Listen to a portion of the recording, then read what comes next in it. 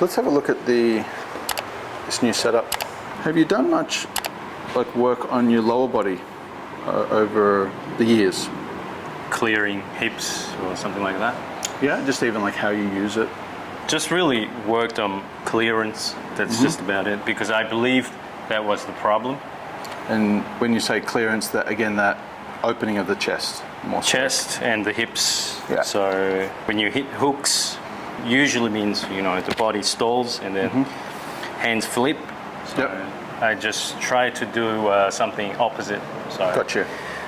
really neutral hands, a lot of body turn through the ball. Yep. Yeah. So that's why I think I kind of built up a fade action. Yes. Again, it should really fade a lot with that movement.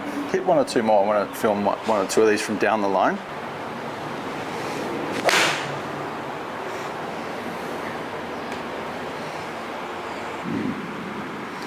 One of the things I'd like to do a little bit of work on is get this, I want to work on getting this right side to fire a little bit more aggressively in transition. Okay. It tends to kind of stay way too much in position, which in theory is, if we fire it more, you're going to fade it more. I used to fire my right side a lot more aggressively, but every time I do that, it kind of feels like my body kind of stalls. Right. Which way did you fire it? Probably to the right.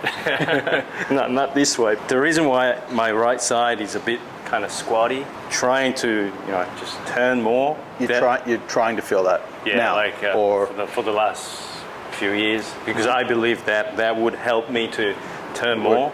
But to be fair, you don't really fire it. So one of the checkpoints I would use, especially with better players, is when the left arm's parallel to the ground, both knees would be as one. Okay, so so you won't really see square. a lot squarer. So I would say your hip line, if you want to call your thigh line, and even your hip line's still pointing to the right. So usually the more that's working in that fashion, potentially you're going to add more left. Okay, nice. Yeah. That sounds good. I'm looking at it maybe from more speed than path. In other words, I feel like if you're using your legs, you're not sort of just using your upper body to do all the work. Okay. Yeah. All right. So yeah, to me, your lower body probably does the least amount of work. Okay. In the downswing, I think going back it looks great. I mean, this really good hip turn going back. You know, positionally you're in pretty good shape. But you do tend to fire more the upper body than the lower body coming down. Okay. Right. We do want to create a little bit of space away from this. So it's not just let's say a pushing downward and almost like sitting back on your right side too much. Right. That's probably going to start to leave you too far back this way. We actually want to get a little bit of a push off the right side as well as this works in. So if you look at this from down the line, when I'm doing this, let's say I'm at the top, should start to see these get pretty level with one another. Right. Yep. But I've also created a little bit of space away from that. Oh, okay. So it's a bit more of that movement. So turn and transfer weight a little bit of pressure forward. Right. Yeah. So you should feel like you're getting maybe a touch lower into the ground as you're doing that, because usually when we're transferring, it's moving more downward. It's not just like lateral movement this way. There's a little bit of a downward movement, but I'm trying to get this to fire a little bit more aggressively. Yeah. It would be a little bit more of this movement. Wow. So see how there's some space created there? Yeah. Let's go back up. Wow. So right there, I'd say your knees are 50-50, and your upper body still might feel like it's there. Of course, this is going to go, but we'll just work mostly the lower body. Yeah. So what's that feel like? Oh, it feels like a ton of transfer to the left. And what about with regards to the hips getting back to square? Square, yeah. Can you also feel that? Yeah, good.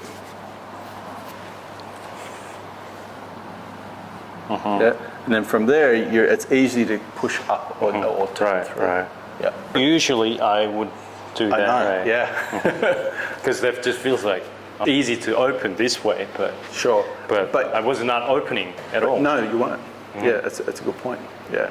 The danger in just opening and sitting back is you could actually start to just wipe across the ball too much. Good, that's really good there. Nice. Does that feel like you're using this side a little bit differently? Yeah, like everything is moving into the ground. Good. And turning at the same time. Good. Yeah. And like turning it in. Right. Yeah.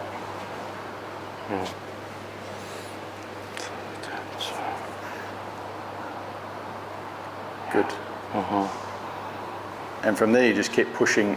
I mean, as you're turning, you can now use some of that downward movement to just naturally go up. I'm curious to see if that becomes a natural reaction for you.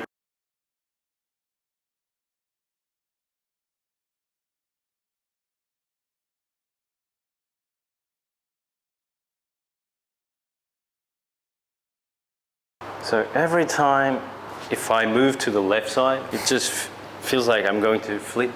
Yes. And the reason I would say is because you don't really have the rotation in the lower body. Right. So I was just doing that. Yep. You go up to the top. There's a little bit of space in here, by the way. Good. Okay. And then let's go. Yeah, and again. So it's a turning, is definitely a little push as you're turning, isn't there? Yep. Can you feel that? Yep. This is probably what you tend to do when you come down. Yeah. A bit of that. You don't really continue to go that way, but you kind of just stay there.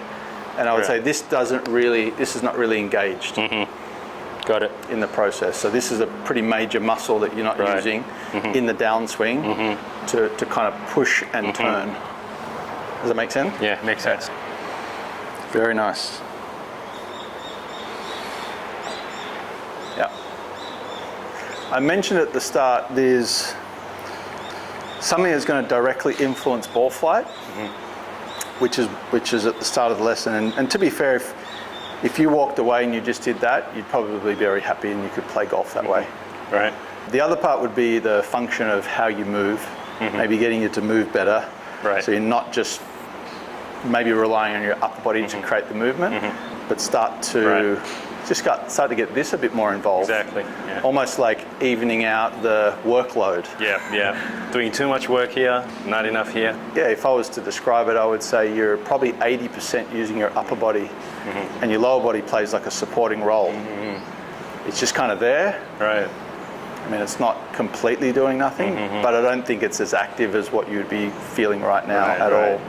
And if we can get a bit more of an even balance, I think that just makes it a little bit easier. You might even find, as you do this move a bit more dynamically, there's a little bit more speed in the movement as well. It should create more speed, right? Potential, yeah. Nice there. Let's have a look at this one. It's better. Yeah, it's definitely more engaged.